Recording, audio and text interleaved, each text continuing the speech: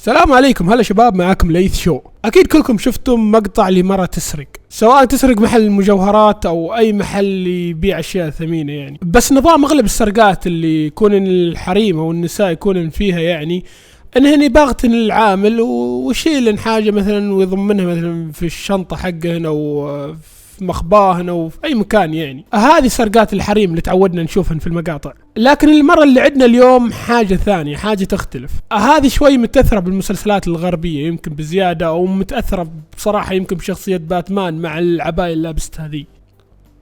طبعا مثل ما تشوفون هذه المرة شايلة سلاح وتبي تستولي على بعض المجوهرات او الذهب اللي موجود في المحل هذا. بصراحة عن نفسي انا اول مرة اشوف يعني مرة تستخدم سلاح، خصوصا في الدول العربية، يعني مرة تستخدم سلاح انها تهاجم محل مجوهرات وكذا اول مرة بصراحة. العامل طبعا ما اعطاها اهمية او انه رفض طلبها تقريبا، فبعد ما رفض العامل طلبها ففكرت، قالت شي قعدني يعني الحين انا هنا وبيرفض طلبي ولا بقتله ولا شيء، يعني ليه ما اروح بيتنا خلاص. فقررت انها تنصرف يعني وتروح خلاص.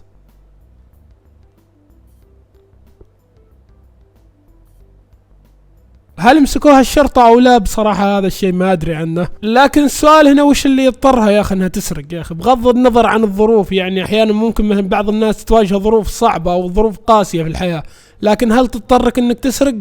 يعني اتوقع ان الجواب يكون لا. يعني والله لو انها راحت وقعدت جنب مسجد والله لا يجون الناس اهل الخير ويعطونها، لكن احيانا بعض الناس تفكيرهم ما ادري كيف. في النهاية اذا كانت محتاجة الصراحة اقول يا الله تعينها وترزقها، يعني ترزقها من رزقك الحلال بدل الحرام اللي تسويه هي الحين. نجي للخبر الثاني يا شباب. طبعا كثير منا يلعبون العاب بس ما فكروا مثلا وش عواقبها. احيانا تكون العواقب قوية، احيانا تكون ضعيفة. يعني مثلا على سبيل المثال شوفوا هذا الشخص قاعد يسوق سيارته ويلعب لعبة بوكيمون وصدم سيارة الشرطة.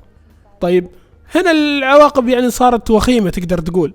هذه اغلب العواقب اللي ممكن تسويها الالعاب، انك تصدم شخص، انك تصدم سيارة، تتهاوش مع اصحابك، ممكن يطردونك من البيت، اشياء نفس كذا يعني. لكن الشخص اذا حب ينتقم من اللعبة هذه شلون ينتقم منها؟ اغلبكم راح يقول راح اترك اللعبة او راح احذفها مثلا من جوالي او راح اكسرها اذا كانت في ديسك. لكن هذا الصيني فكر تفكير ثاني، فتلاقي اغلب الشعب الصيني والياباني والكوري والشعوب الاسيوية هذه مدمنين على الالعاب المجانية، لان اغلبهم ما يحب يدفع كثير على الالعاب المدفوعة. فشركة نيكسون تعمل ألعاب مجانية وتنشرها للناس. تقريبا اللي يلعبون ألعاب شركة نيكسون حول 25 مليون شخص حول العالم. طبعا هذا الصيني أدمن على ألعاب شركة نيكسون، أدمن عليها إدمان غير طبيعي. فبعد الإدمان طبعا دمرت حياته وصارت حياة تقدر تقول بائسة.